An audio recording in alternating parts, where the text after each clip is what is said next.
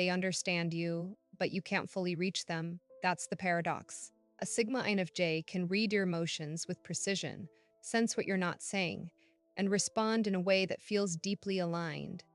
Yet when you try to access that same depth in them, something stays out of reach. What most people don't realize is that this isn't coldness, it's control. They don't lack emotion, they manage it. While they absorb and interpret others effortlessly, they filter what they reveal about themselves, not to hide, but to protect their internal balance. And that creates a dynamic where they're emotionally available but not fully exposed. In this video, we're breaking down the Sigma INFJ paradox, how someone can be deeply empathic, yet emotionally unreachable at the same time, the internal boundaries, the silent processing, and the reason their depth is rarely fully visible. If you've ever felt understood by someone you couldn't completely understand, stay until the end. And subscribe to Brainy Quiet Mind for more insights into the hidden psychology most people never notice. They understand others deeply, but reveal very little about themselves. Deep understanding, limited exposure, one-way transparency. There's a moment when the Sigma INFJ listens and sees more than what's being said. Not just the words, but the hesitation behind them, the emotion beneath the tone, the pattern shaping the behavior. They don't need long explanations. A few details are enough to build a clear internal picture, and because of that, the other person feels understood. Precisely, almost unexpectedly, this understanding flows outward easily. The INFJ responds in a way that aligns, that makes the other person feel seen without needing to explain everything. They ask the right questions, reflect the right points, and create space where expression feels natural. But while this connection builds in one direction, something else happens in the other. The INFJ does not open in the same way. From the outside, this feels subtle. The conversation is balanced on the surface, the interaction feels mutual. But internally, it is not symmetrical. The INFJ filters what they share. Not everything they think is expressed. Not everything they feel is revealed. They choose what leaves their internal space and what stays within it. And that choice creates a boundary that is not visible but always present. What makes this paradox stronger is that both sides are constant. The ability to understand others does not decrease. The decision to limit exposure does not change. The INFJ continues to see clearly while remaining partially unseen. And because of that, the connection they create often feels deeper to others than it does to them. Over time, this becomes a pattern. People feel close to the INFJ because they are understood with precision. But the INFJ does not always feel the same level of closeness in return, not because the connection is false, but because it is not fully shared. Part of them remains internal, structured, controlled, because for the Sigma INFJ, understanding others does not require being fully understood back. They can see without being seen. And when those two exist together, the connection doesn't feel empty, but it always carries a layer that remains out of reach. They feel emotions intensely, but regulate what they show. Strong emotion, tight control, internal surge. There is a moment when the Sigma INFJ feels something fully, not partially, not lightly, completely. The reaction is immediate, clear, and deep.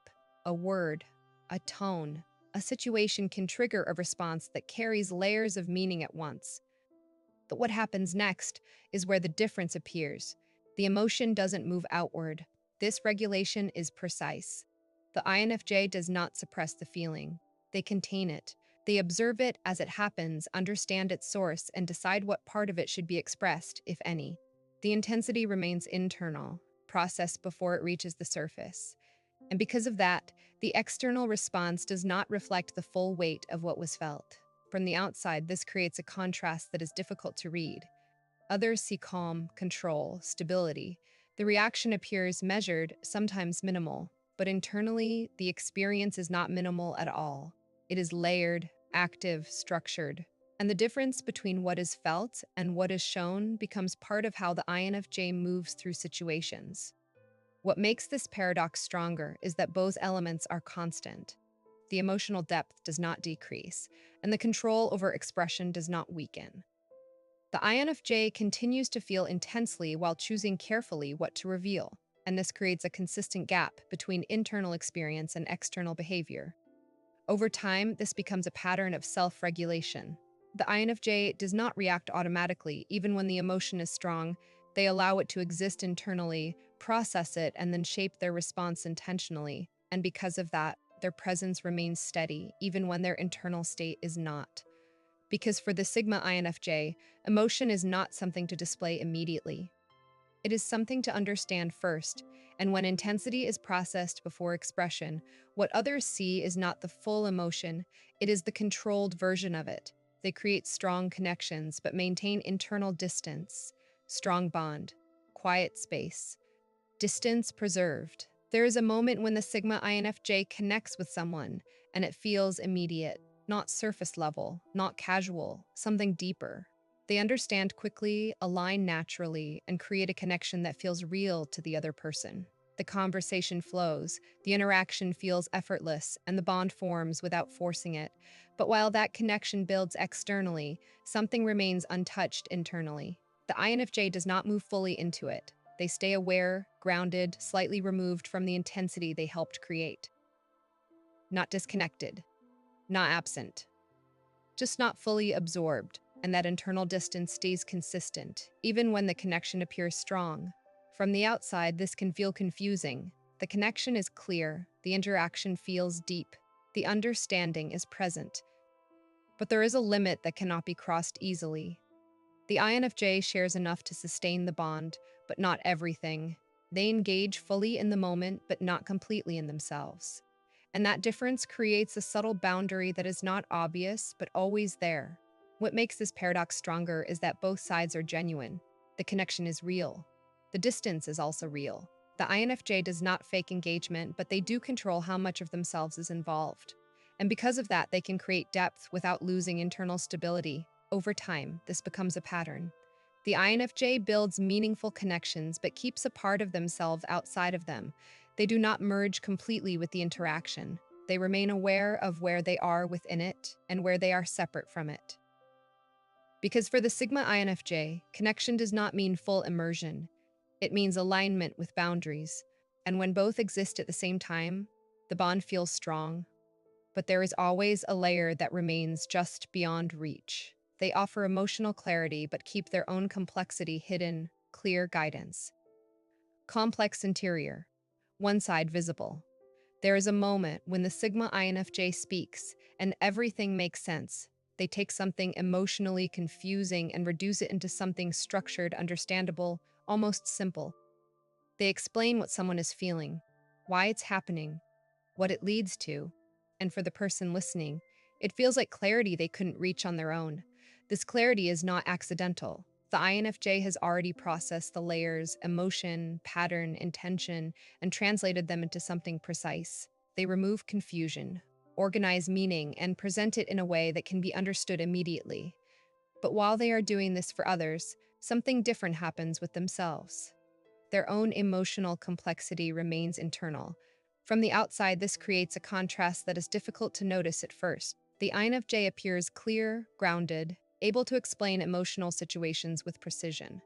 But when it comes to their own internal state, that same clarity is not fully expressed outward, not because it doesn't exist, but because it is not simplified in the same way. Their internal world remains layered, detailed, and mostly unspoken. What makes this paradox stronger is that both sides are consistent. The ability to clarify emotions for others does not decrease. The decision to keep their own complexity internal does not change. The INFJ continues to offer understanding outward while maintaining depth inward. Over time, this becomes a pattern of asymmetry.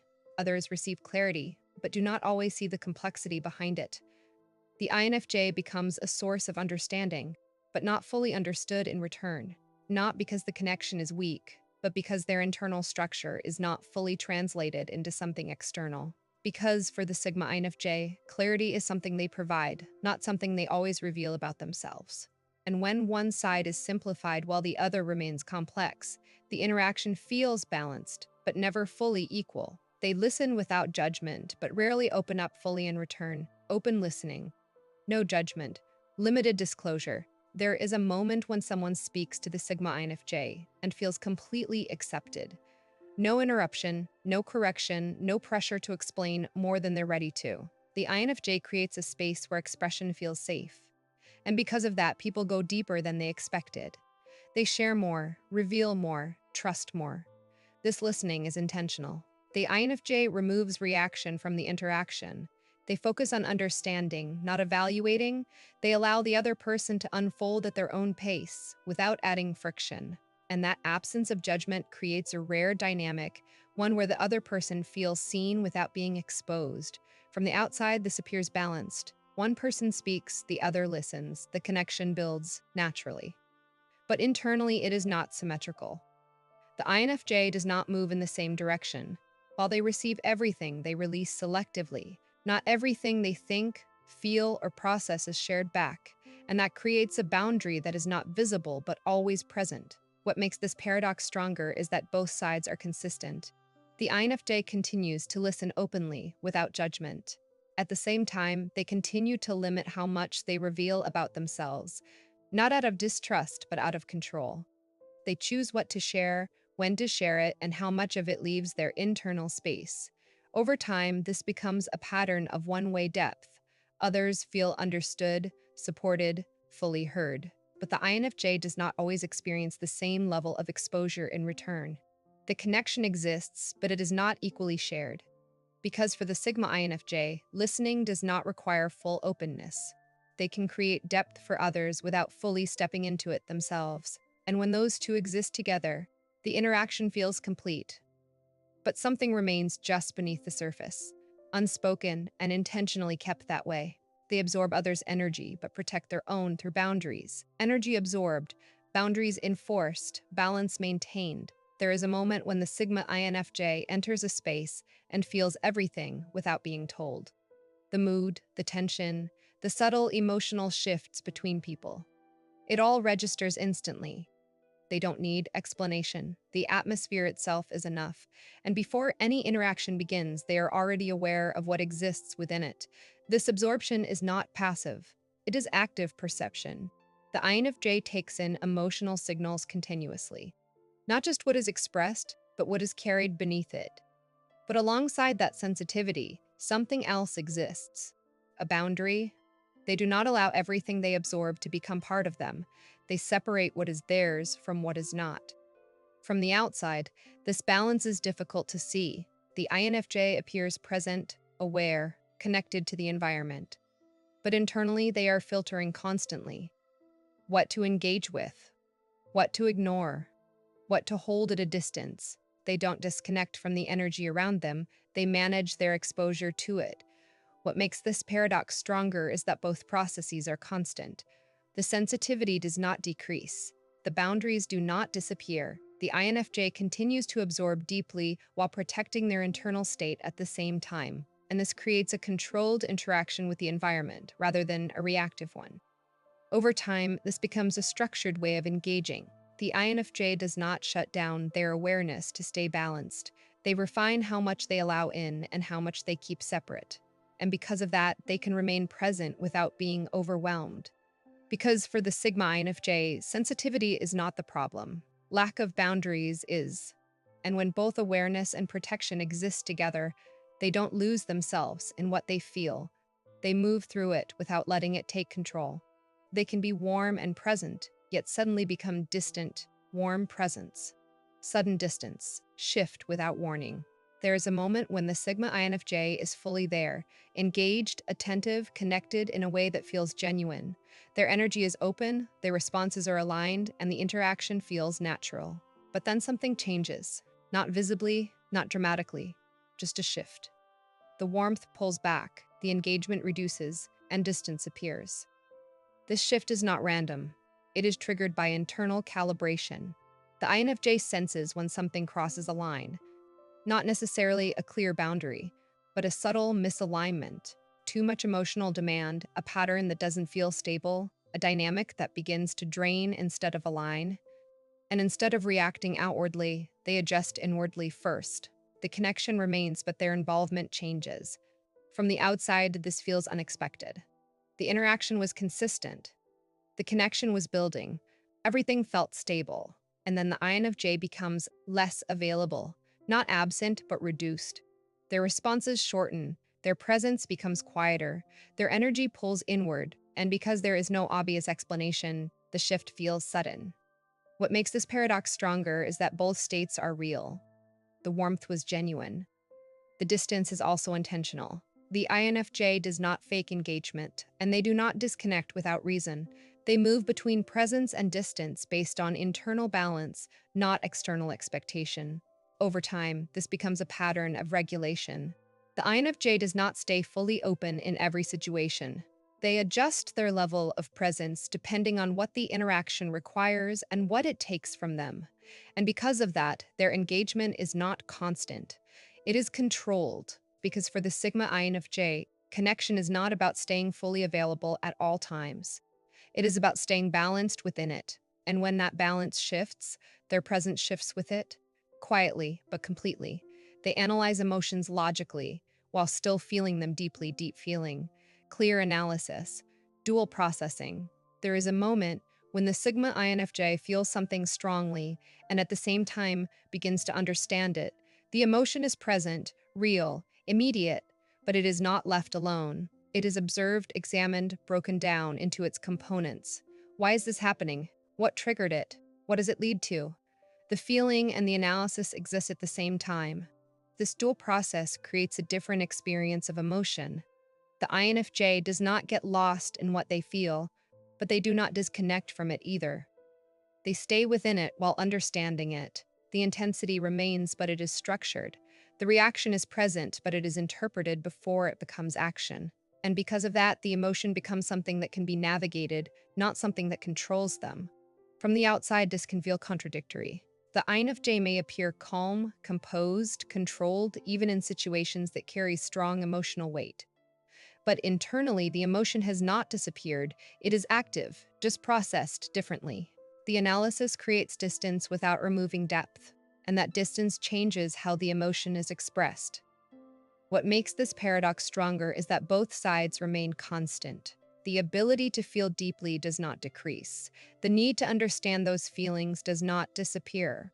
The INFJ continues to experience emotion fully while analyzing it continuously. And this creates a balance that others may not fully recognize.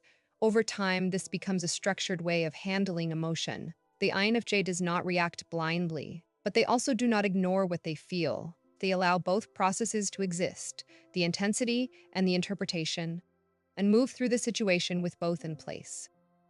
Because for the Sigma INFJ, emotion is not something to escape. It is something to understand while experiencing it. And when feeling and analysis happen together, the result is not confusion.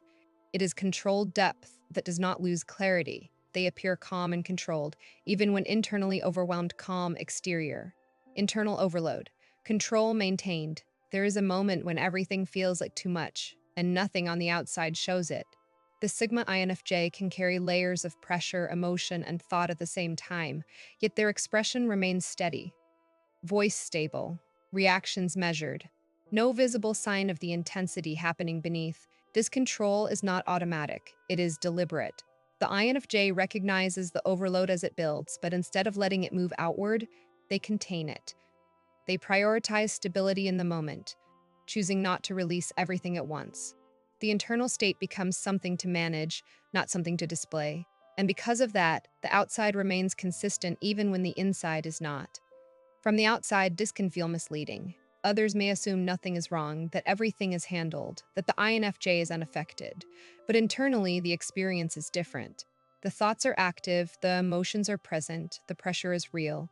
It is just not expressed in a way that makes it visible. What makes this paradox stronger is that both sides continue to exist at the same time. The overwhelm does not cancel the control. The control does not remove the overwhelm. The INFJ carries both intensity within, stability outside, and this creates a gap between perception and reality that is rarely understood. Over time, this becomes a pattern of internal management. The INFJ learns to hold pressure without letting it disrupt their external presence. They maintain function, clarity, and composure, even when their internal state is complex and heavy. Because for the Sigma INFJ, control is not the absence of overwhelm, it is the ability to remain stable while experiencing it. And when that stability is consistent, what others see is calm, even when what exists underneath is anything but. That's the paradox most people miss. It's not inconsistency, it's duality. You can be deeply empathetic and still unreachable. You can understand everything around you and still keep part of yourself protected. And when both exist at the same time, people feel close to you without ever fully accessing you.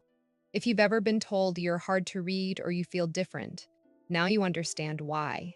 Let me know in the comments which of these contradictions you recognize in yourself. And if you want to master this balance without losing yourself in it, subscribe to Brainy Quiet Mind, where depth becomes control, not confusion.